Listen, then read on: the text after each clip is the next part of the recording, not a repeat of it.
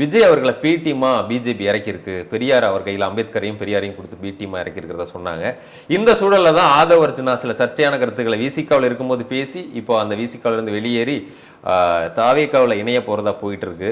இந்த அரசியல் என்னவா நிகழும், என்னவா நடக்கும்னு பார்க்குறீங்க சார்? விஜய் இன்னும் எந்த முடிவும் எடுக்கல.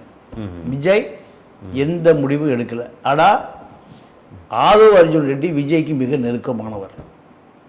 விஜய்க்கு ரொம்ப நெருக்கமானவர். விஜய் மாநாட்டு செலவே, விக்கிரவாண்டி மாநாட்டு செலவே ஆதவ் அர்ஜுன் தான் செய்தார். அப்போ விசிகாவில் இருந்தார். விசிகாவில் இருந்தார். அவர் திமுகவுக்கு 1000 கோடி ரூபாய் செலவு செய்தால் 2021 அதிகாரத்துக்கு கொண்டு வந்தார்.